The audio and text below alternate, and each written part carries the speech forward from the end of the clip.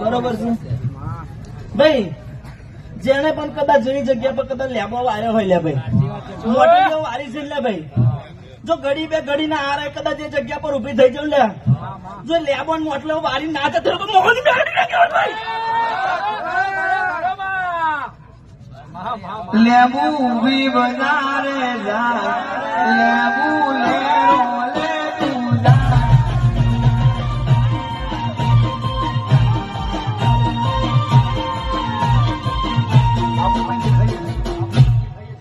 લેબુ ઉભી બજારે જાય, લેબુ લેરો લે